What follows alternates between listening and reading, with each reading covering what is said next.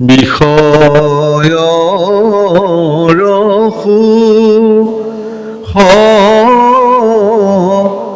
শোকৰ কহু পাইয়াৰে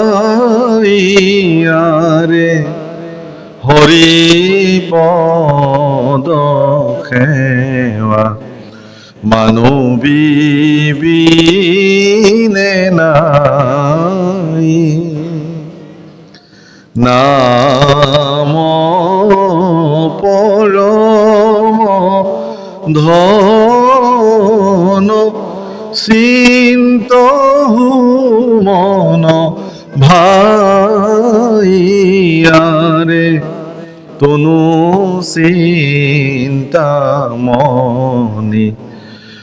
বিফল হি যায়। আকৌ কৈছে বিষয় কাছক লাগি মানিক বিকায়। প্ৰভুসকল এজন খৰিকটীয়া তেওঁৰ দুখ দুৰ্গতি দেখি ৰজাই তেওঁক এখন চন্দনৰ বাগান দি দিলে আৰু তেওঁ কি কৰিলে গোটেই গাল গছ কাটি ডেইলি খৰি ফালি খৰি বিক্ৰী কৰি শেষ কৰি দিলে। কাৰণ তেওঁৰ কাৰণে সেইটোৱেই মূল্য। এজনক আৰু গুৰুৱে চন্দন এটুকুৰ দিলে, কাঠ এটুকুৰ দি কলে বোলে এইটো এনেকে ঘঁহি ঘঁহি যি চন্দন লেপন পাবা সেইটো গাত ঘঁহিব লাগে, সৌন্দৰ্য বাঢ়ে, সুগন্ধি হয় আৰু মন প্ৰফুল্লিত হৈ থাকে। তেওঁ কেইদিনমান ঘঁহিলে, খুব ঘঁহি শিলত ঘঁহি ললে। তাৰপিছত তেওঁৰ বিৰক্তি লাগিল, বোলে এইটোনো কিমান ঘঁহি থাকিম, সেইকাৰণে কাঠ টুকুৰা পুৰি পেলাই ছাই বনাই বোলে গাত ঘঁহি থাকিলে। একেই কথা বোলে, এইটো ঘঁহি গুড়া কৰাতকে জ্বলাই পেলাই যেতিয়া ছাই হৈ গল আকৌ পানীত সানি পেলাই মুখে গায়ে সানি লৈ আছে, কি হব?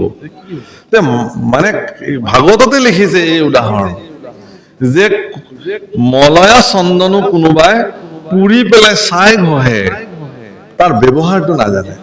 গতিকে আপোনাৰ জীৱনত গুৰু প্ৰদত্ত যি নাম, সেই নামক বহুতে বিষয় সুখৰ কাৰণে ব্যৱহাৰ কৰে আৰু বহুতে এই নামক তেওঁলোকৰ জীৱনৰ পৰম অমূল্য সম্পদ হিচাপে গ্ৰহণ কৰে। সেইকাৰণে কৈছে হে ৰাম পৰীক্ষিত নৃপে পাছে পুচন্ত সুকত চন্দ্ৰ সূৰ্য বংশৰ কহিলা কথা যত ৰাম পাছে নাৰায়ণে যদু বংশে অবতৰি কহিওক কেন কৰ্ম কৰিল হৰি ৰাম মহাজ্ঞানী গণে যাক গাঁৱে বিশ্ৰাম সংসাৰৰ ঔষধ কৰ্ণৰ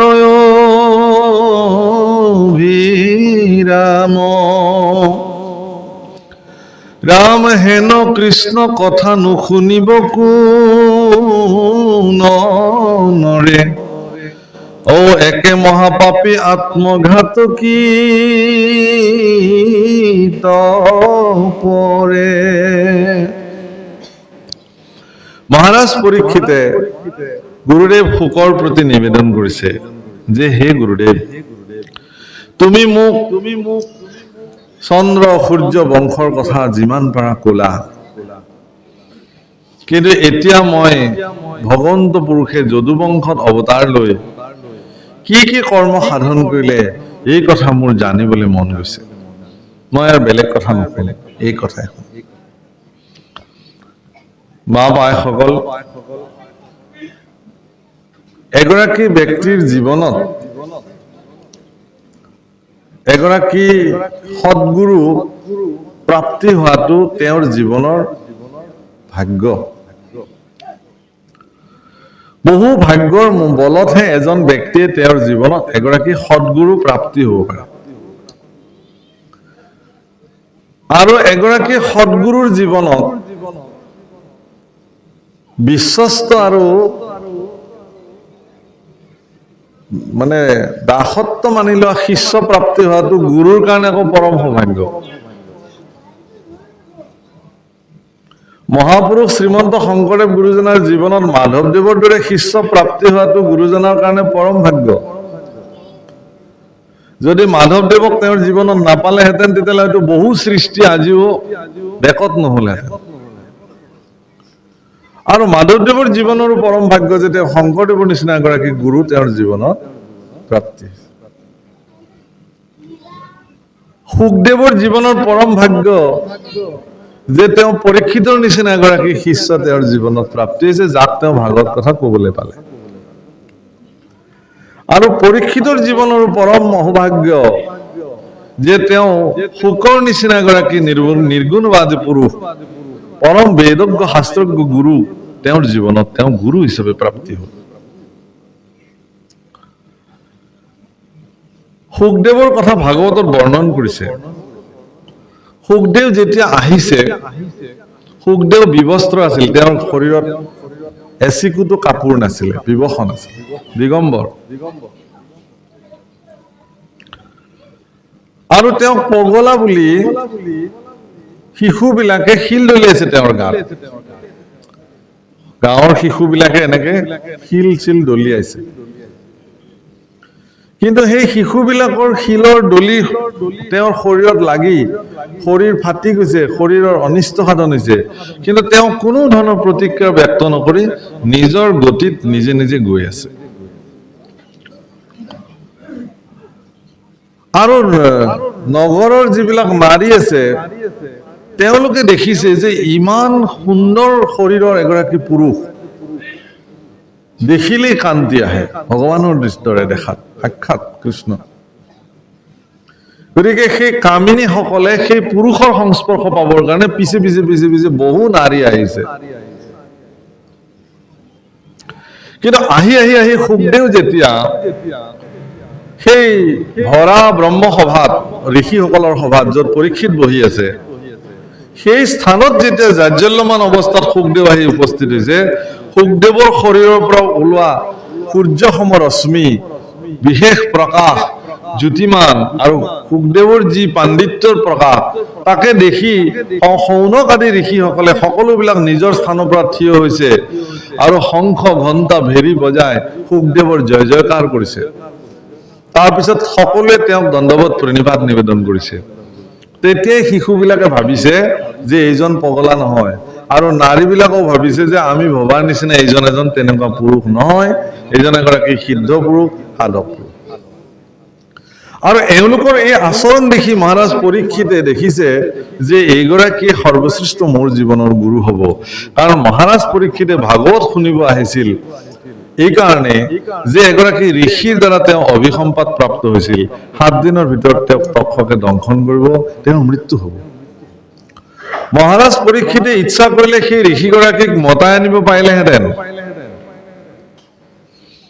যে কিয় তুমি মোক অভিশাপ দিলা, মোৰ অভিশাপটো তুমি উঠাই লোৱা, মই চক্ৰৱৰ্তী ৰজা মহাৰাজ পৰীক্ষিতে কৈ আছো।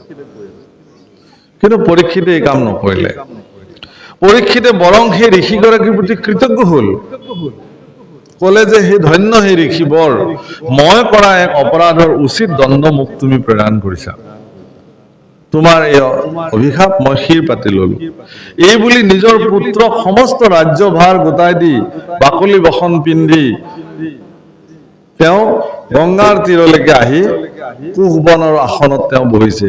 যিজন পৰীক্ষিত অকমান আগলৈকে স্বৰ্ণময় বিৰাট সিংহাসনত চক্ৰৱৰ্তী ৰজা হিচাপে বিদ্যমান হৈ আছিল, সেই পৰীক্ষিতে কিন্তু আজি জীৱনৰ সৰ্বোচ্চ পৰিত্যাগ কৰি কুশবনৰ আসনত গংগাৰ তীৰত বহি কৃষ্ণ চিন্তাত নিমগ্ন হৈছে। সিদ্ধান্ত কেনেকুৱা চাব? এনেকুৱা ত্যাগী পুৰুষ কোন হ'ব পাৰে? ভাগৱতত প্ৰশ্ন হৈছে, শৌনক আদি পুৰুষসকলে পৰীক্ষিত সম্পৰ্কত প্ৰশ্ন কৰিছে যে কি কাৰণত তেওঁ ইমান প্ৰজাবৎসল আৰু জ্ঞানী ৰজা হোৱাৰ পিছতো কিয় তেওঁক ঋষি অভিশাপ দিলে। কিয় তেওঁ তৰুণ কালতে শৰীৰ ত্যাগ কৰিবলগীয়া হ'ল? দ্বিতীয় প্ৰশ্ন। তৃতীয় প্ৰশ্ন কৰিছে যে দেৱৰ দুৰ্লভ সুখদেৱ মহামুনি তেওঁক গুৰু হিচাপে পৰীক্ষিতে কেনেকে প্ৰাপ্তি হ'ল? শৌনক প্ৰমুখে ঋষিসকলে এই প্ৰশ্ন কৰিছে। প্ৰভুসকল, মহাৰাজ পৰীক্ষিতে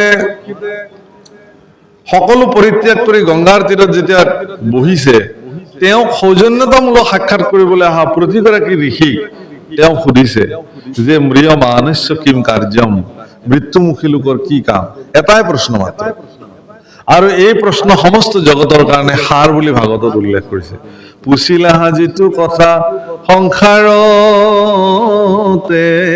সাৰ।